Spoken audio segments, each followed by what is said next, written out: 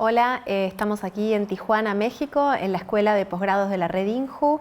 En esta ocasión estamos con Silvia Borelli, una conocida antropóloga brasilera que ha sido una de las fundadoras de la Red INJU, ha sido una de las coordinadoras del Grupo de Trabajo de Infancias y Juventudes, actual profesora del postdoctorado de Claxo y es docente e investigadora de la PUCI, la Pontificia Universidad Católica de San Pablo.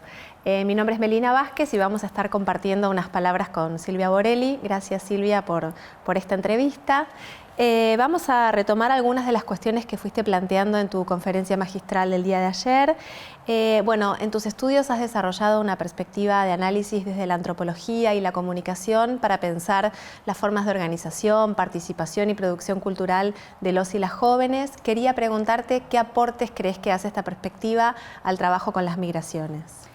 Pero entonces, una cosa que para mí es en primer lugar, importante, es pensar que estamos hablando de flujos migratorios, pero a nosotros nos interesa hablar de vidas migrantes, que es la perspectiva de estar en contacto con los grupos, los colectivos, los jóvenes, los niños, las niñas inmigrantes, con una perspectiva de percibir cómo se dan los procesos de salida de sus lugares de origen, muchísimas veces por cuestiones, en general, por cuestiones que son cuestiones de violencias, de guerra, de imposibilidad de permanecer viviendo en sus ciudades, en sus países de orígenes. Y también verificar cómo se dio el proceso de este traslado y cómo son sus condiciones de sobrevivencia, como são suas possibilidades de mais do que pensar solamente em la inclusão, em processos mais generais de inclusão, pero pensar como se dá o processo de integração de estes imigrantes em seus novos espaços.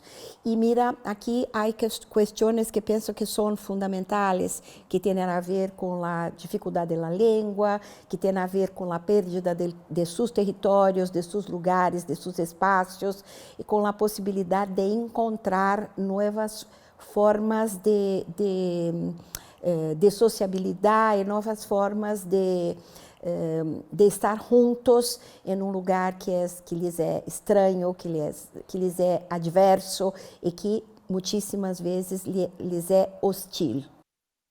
Bien, desde esta perspectiva, ¿cuáles crees que son los aportes que hace la reflexión no de vidas migrantes individuales, sino de procesos colectivos organizados en torno a experiencias culturales? Então, mira, há dado muito interessante que penso que eu aprendi ahorita nesses dias aqui em Tijuana e em Colef, que há câmbio muito importante, que é câmbio de que menos pessoas migram solas, que em geral são homens em la franja etária de 18, em sua maioria, la franja etária de 18 a 30 anos, e agora há fluxo mais de famílias e tudo isso. Então, mira, já há uma questão de que chegam em alguns grupos, pero ni sempre a trajetória é tranquila, muitos se quedam por el caminho, muitos se morrem. Então, penso que há que pensar em perspectivas que são perspectivas coletivas, de ações coletivas, e que a cultura tem papel muito importante, porque a perda há uma perda que é material, que é de infraestrutura, de seus territórios concretos e tudo isso, pero há algo que é muito terrível, que é a perda de todas as referências que são simbólicas, referências de ordens imaginárias. Então, temos trabalhado muitíssimo com essas perspectivas de reconstituição de algumas referências possíveis de suas comunidades imaginárias. Então, por a perspectiva de ações que mesclam ao mesmo tempo resíduos de suas tradições, que ao mesmo tempo se mesclam a mescla nunca é equilibrada, tranquila, é sempre uma mescla muito conflituosa, muito dolorosa, pero há processo que vemos entre esses coletivos juveniles migrantes, vemos, en el caso de Brasil, uma situação em que eles estão atuando, estão com suas propostas de ocupar a cidade e de levar tanto suas características de origem culturais, como também procurar essa perspectiva de que a cultura pueda ser por vezes uma ferramenta e por vezes uma perspectiva de integração por si mesma.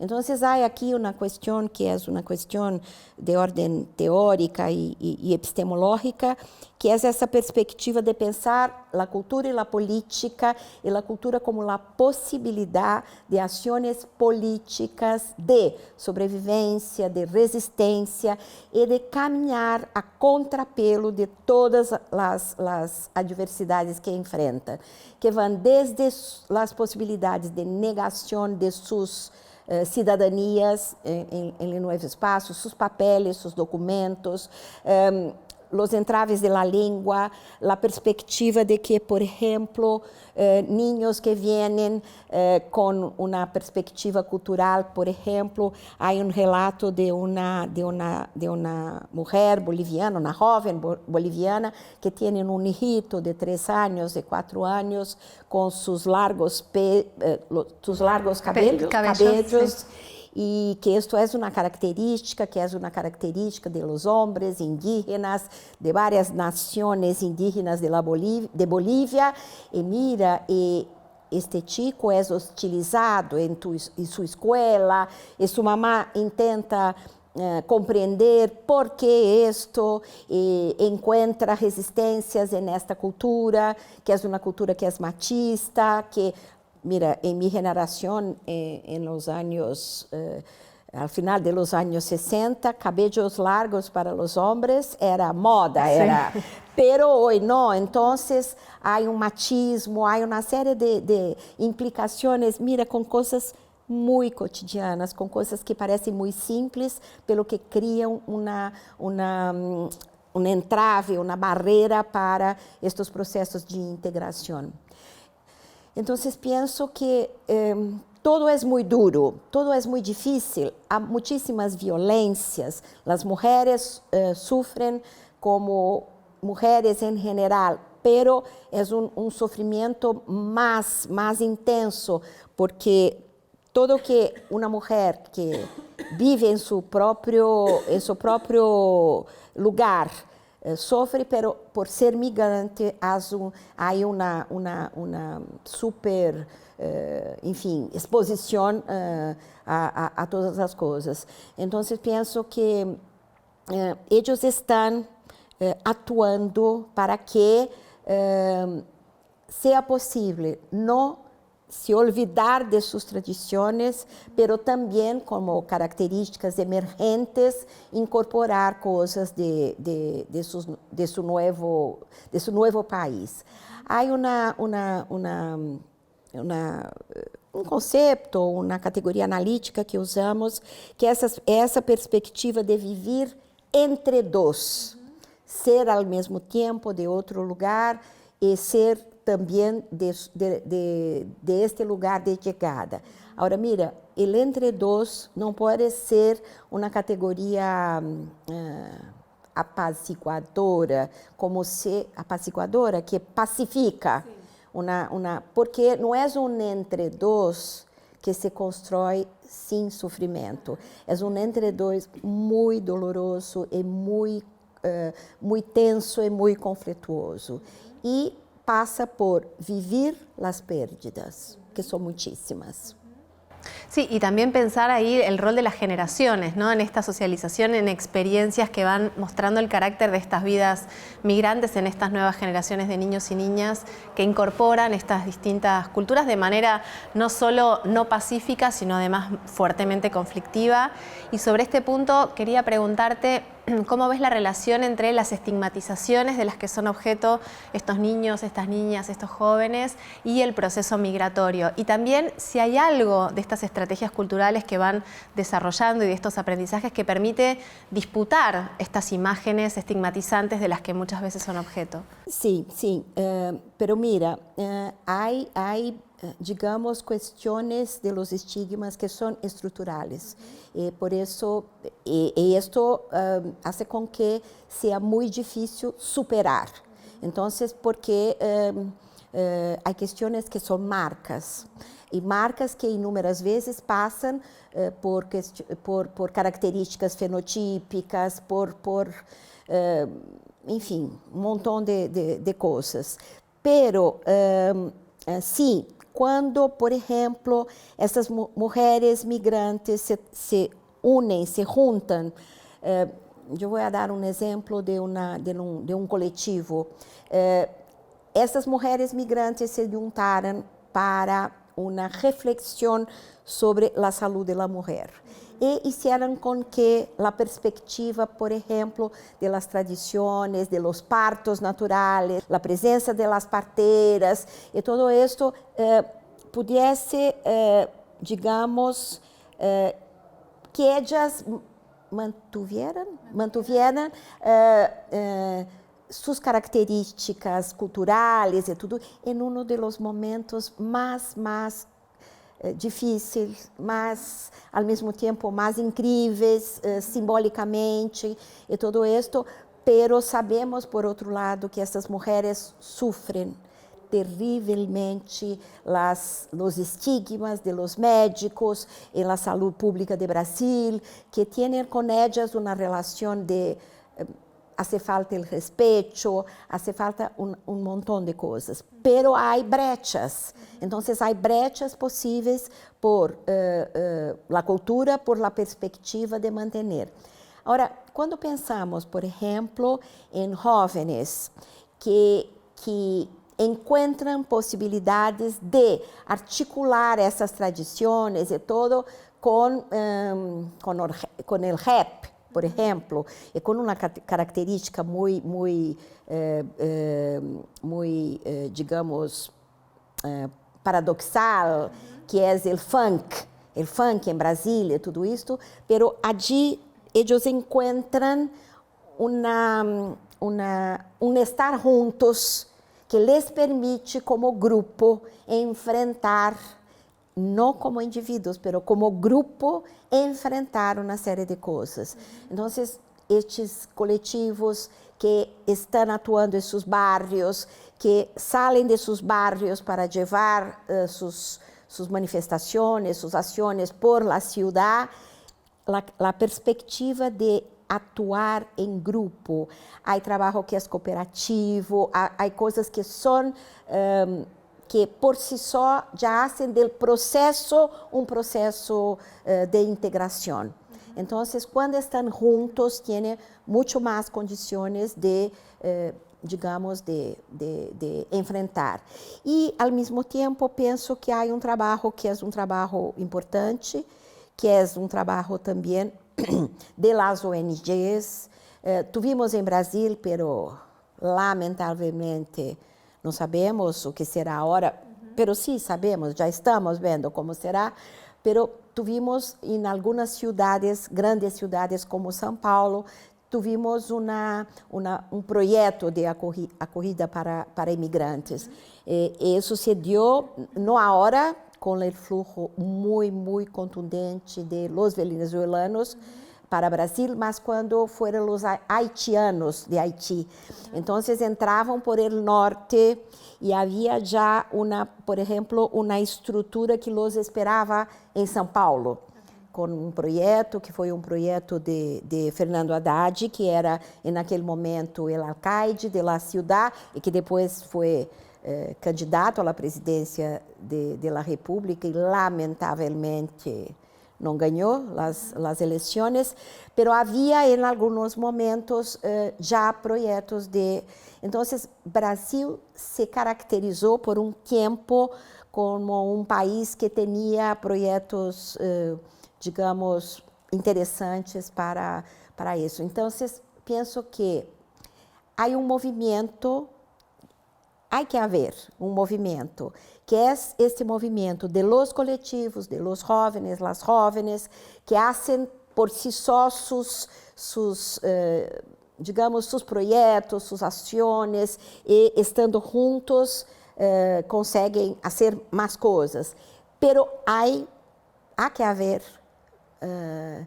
por outro lado, uma proposta para o país. Há que haver uma proposta do que fazer com os migrantes. E isso é política pública. Então, há que ter as duas coisas, porque se não há política pública, não há perspectiva de que estes grupos sobrevivam.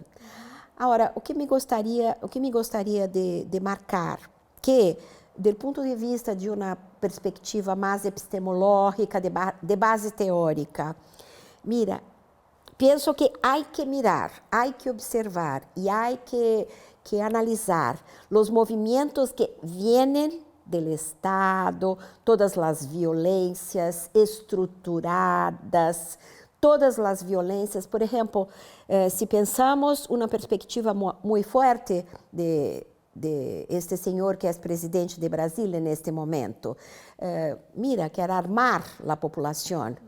Pensa o que será isso, o que será essa perspectiva quando os estigmas, os prejuízos e todo se coloca em las manos de pessoas armadas. Então, isto é uma tragédia, ou seja, é uma institucionalização estrutural da violência.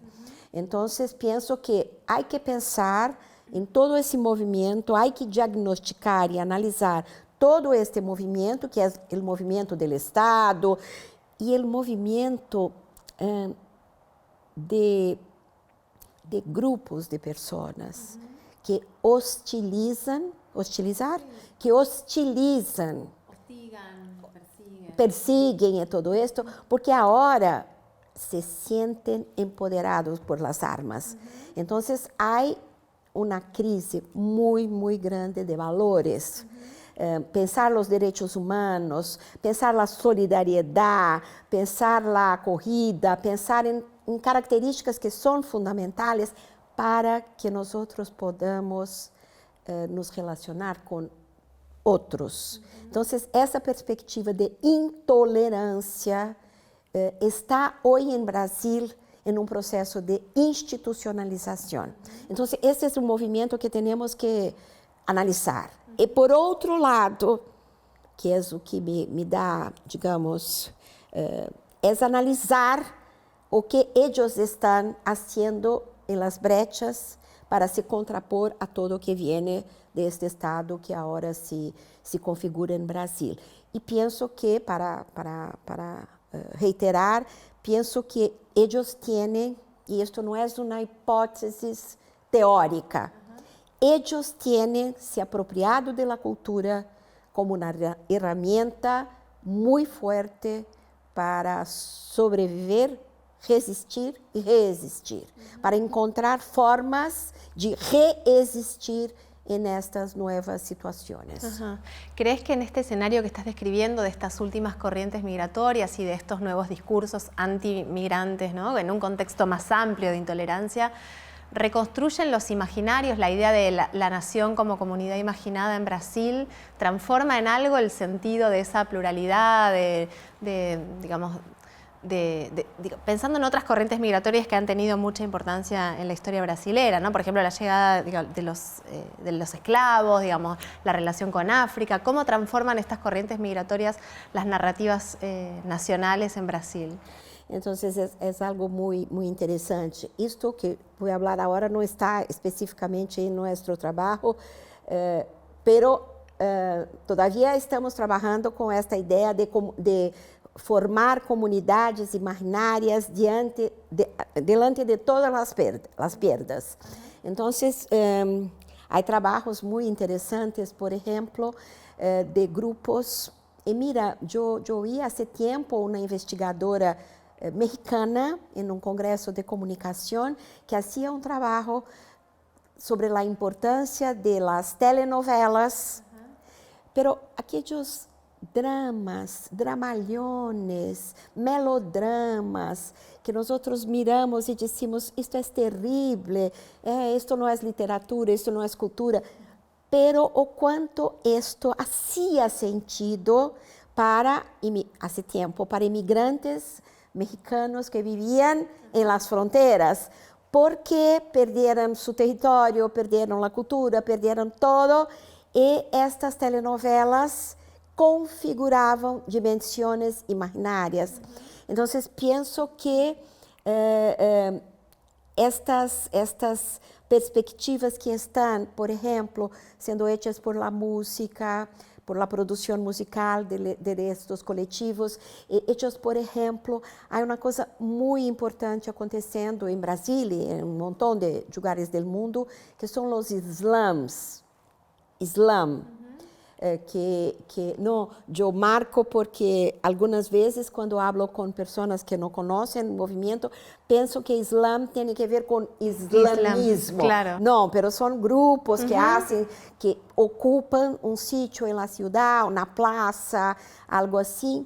Y mira, este contenido de las migraciones, que se mezclam. Há três coisas que se mezclam muito fortes em estas narrativas em los novos lugares, que são as questões étnicas, de raça e de todo isso, as questões, generacionais, as questões de gênero.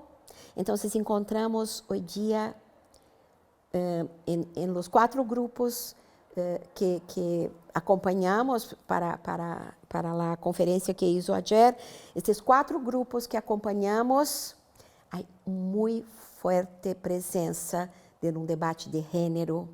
Então, elas, ao mesmo tempo que atuam com as tradições, os partos naturais, uma medicina que pode respeitar as origens e todo, pero elas estão completamente antenadas, completamente conectadas com as perspectivas, por exemplo, desses outros feminismos, os feminismos do sul. Então, são mulheres, ao mesmo tempo que querem colocar a tradição, pero colocam também isto que seriam emergências de novos feminismos, de novas formas de atuar. Assim como, por exemplo, quando temos a mescla entre migrantes que vêm de países africanos. Trabalhamos com um grupo, com um coletivo que se chama Mushima na Diáspora, e eles...